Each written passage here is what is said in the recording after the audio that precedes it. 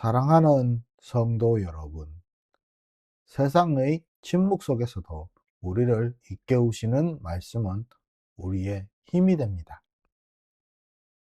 오늘 2025년 7월 12일 토요일 새벽 예배에 함께 모이신 여러분을 축복하며 환영합니다. 이 시간이 하나님이 허락하신 완성의 시간 속 찰나의 침묵임을 아는 시간이 되길 소원합니다. 오늘 하나님께서 우리에게 주신 말씀은 요한계시록 8장 1절에서부터 13절 말씀입니다. 함께 봉독하도록 하겠습니다. 일곱째 인을 떼실 때에 하늘이 반 시간쯤 고요하더니 내가 보매 하나님 앞에 일곱 천사가 서 있어 일곱 나팔을 받았더라. 또 다른 천사가 와서 제단 곁에 서서 금 향로를 가지고 많은 향을 받았으니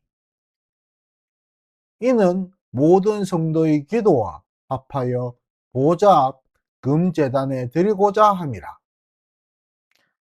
향연이 성도의 기도와 함께 천사의 손으로부터 하나님 앞으로 올라가는지라. 천사가 향로를 가지고 제단에 불을 담아다가 땅에 쏟음에 우레와 음성과 번개와 지진이 나더라. 일곱 나팔을 가진 일곱 천사가 나팔 불기를 준비하더라. 첫째 천사가 나팔을 부니 피 섞인 우박과 불이 나와서 땅에 쏟아지매 땅의 3분의 1이 타버리고 수목의 3분의 1도 타버리고 각종 푸른 풀도 타버렸더라. 둘째 천사가 나팔을 부니 불 붙는 큰 산과 같은 것이 바다에 던져지매 바다의 3분의 1이 피가 되고 바다 가운데 생명 가진 피조물들의 3분의 1이 죽고 배들의 3분의 1이 깨지더라. 셋째 천사가 나팔을 부니 횃불과 같이 타는 큰 별이 하늘에서 떨어져 강들의 3분의 1과 여러 물샘에 떨어지니 이 별의 이름은 쓴 쑥이라. 물의 3분의 1이 쓴 쑥이 되매 그 물이 쓴 물이 되므로 많은 사람이 죽었더라. 넷째 천사가 나팔을 부니 해 3분의 1과 달 3분의 1과 별들의 3분의 1이 타격을 받아 그 3분의 1이 어두워지며 낮 3분의 1은 비추임이 없고 밤도 그러하더라. 내가 또 보고 들으니 공중에 날아가는 독수리가 큰 소리로 이르되 땅에 사는 자들에게 화가 있으리니 이는 새 천사들이 불어야 할 나팔 소리가 남아있음이로다 하더라. 아멘. 요한계시록 8장 1절에서 13절 말씀을 통해 종말, 침묵, 기도, 새 창조로 이어지다라는 제목으로 말씀을 나누도록 하겠습니다. 우리는 요한계시록 8장의 장엄한 정적 속으로 걸어 들어가고 있습니다. 일곱 번째 인이 열리자 하늘이 반 시간쯤 고요해졌다고 기록되어 있는데 사람의 언어로 재현하기 어려운 이 침묵은 하나님이 역사를 멈추고 우리에게 스스로를 비추어 보라고 남겨주신 은총의 여백입니다. 한 치 앞도 보이지 않는 어둠이 닥쳤을 때 사람은 두려움 때문에 몸을 굳히지만 하늘은 일부러 멈춤을 선택합니다. 그 이유는 단순히 상황을 지연하려는 것이 아니라 공의와 자비가 동시에 완성되는 절묘한 순간을 하나님께서 예비하시기 때문입니다.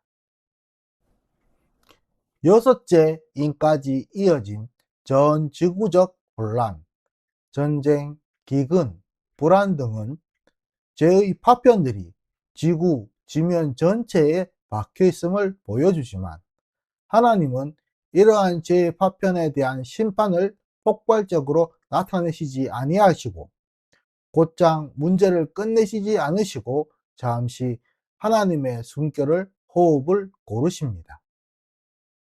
그 호흡을 고르시는 동안에 등장하는 것은 놀랍게도 향과 기도입니다. 천사는 금 향로를 들고 보좌 앞으로 나아갑니다.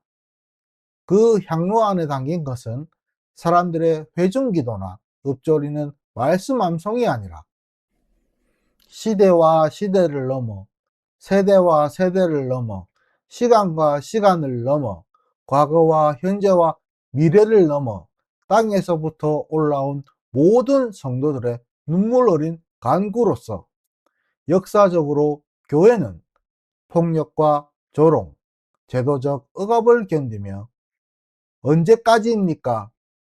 를 항상 되뇌어 왔습니다. 로마의 콜로세움에서 중세의 흑사병 상황에서 현대의 병마와 난민 같은 어려움 위에서 흘린 이 눈물들이 이때 하늘 안에 계수가 되어 향이 됩니다. 향은 불 위에 올려질 때마다 더욱 진한 향기를 냅니다.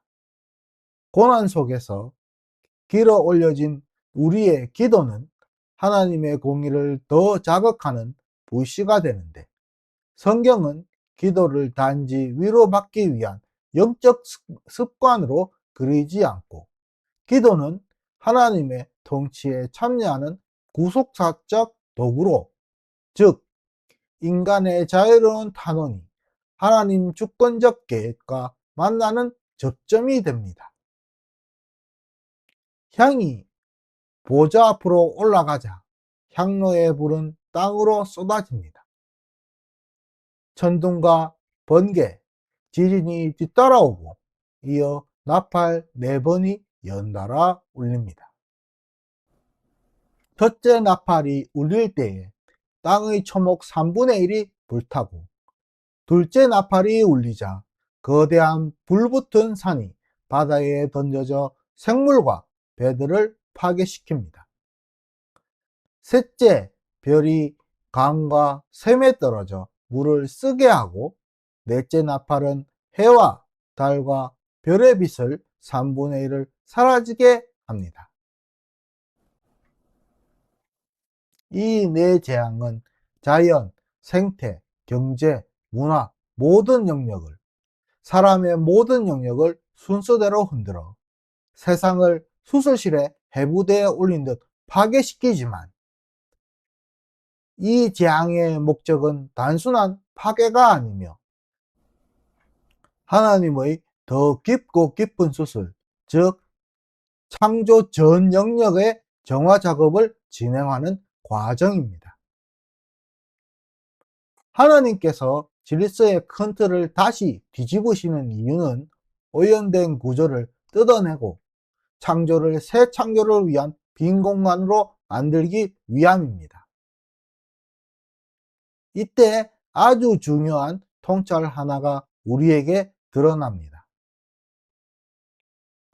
하나님의 심판은 완전한 삭제를 목표로 삼지 않으십니다.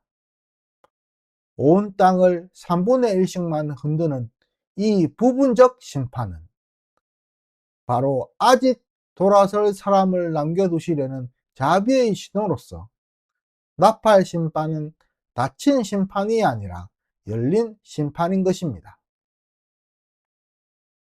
여기서 우리는 정말이란 단어를 두려움의 언어로 소비하던 습관을 내려놓아야 합니다.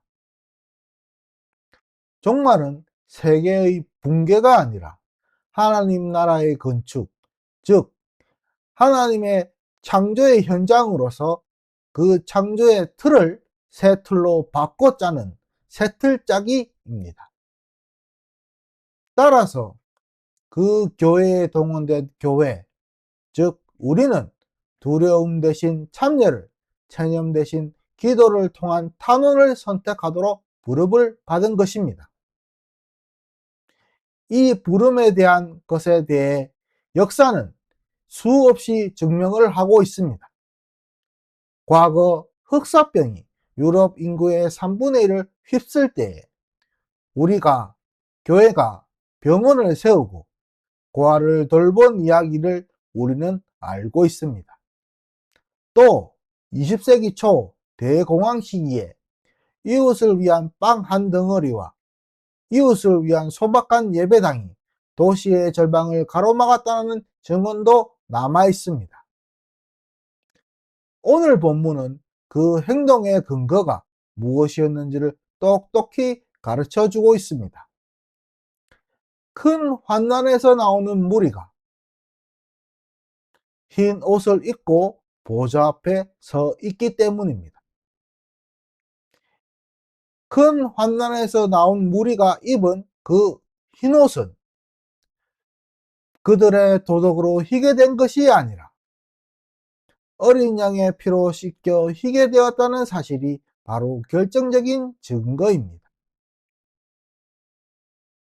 죄는 반드시 대가를 치러야 한다는 공의의 요구와 대가를 사람이 아니라 어린 양이 치루었다는 자비의 길이 십자가에서 완벽히 맞물린 덕분입니다.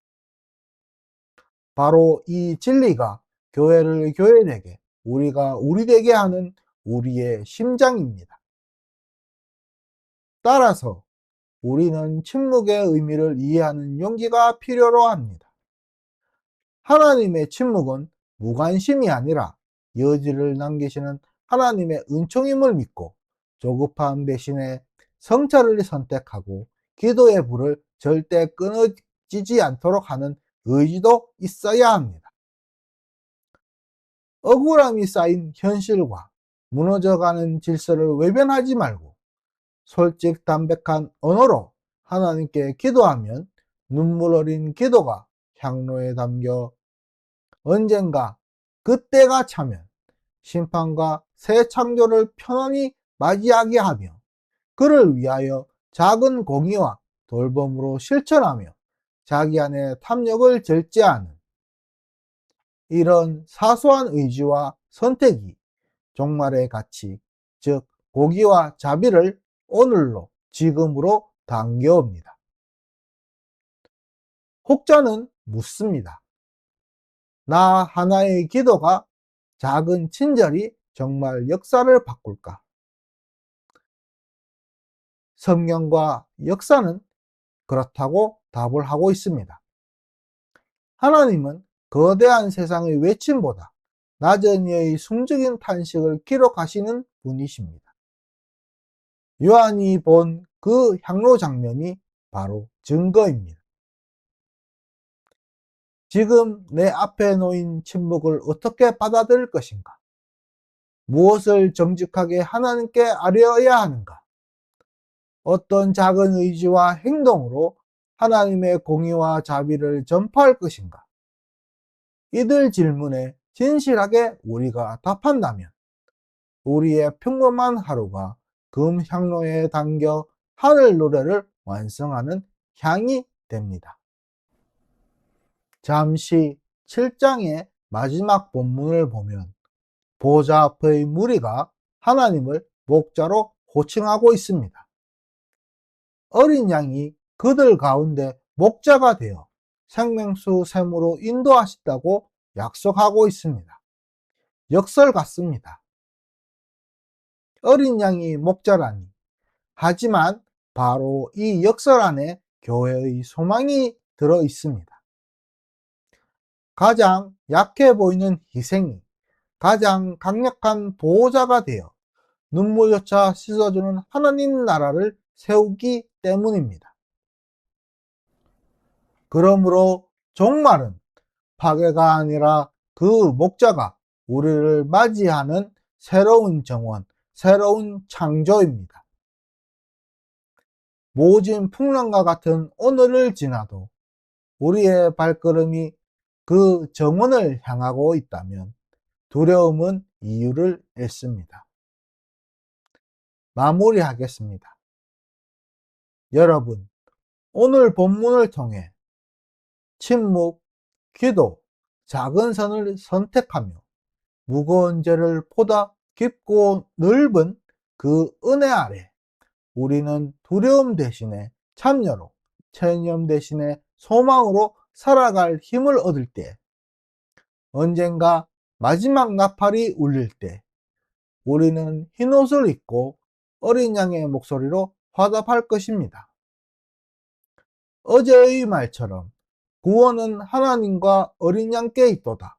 그 말씀을 기억하고 우리의 삶으로 나타내시길 바랍니다. 기도하시겠습니다. 역사를 붙드시고 침묵 속에 은혜를 예비하시는 하나님 아버지, 감사드립니다. 우리가 볼 때에 지연으로 보이는 하나님의 시간을 통해 회개의 기회를 남겨주심을 감사드립니다. 오늘도 하나님께 정직한 기도를 올려주시게 하심을 감사드립니다. 작은 정의와 돌봄으로 종말의 가치를 앞당기게 해 주시옵소서. 죄의 무게에 우리가 눌리지 않게 하시고 은혜의 깊이에서 하나님의 소망을 길이 올려드리게 해 주시옵소서. 이 모든 말씀 마지막 때에 우리와 함께 계실 예수 그리스도의 이름으로 기도드려 싸움나이다. 아멘.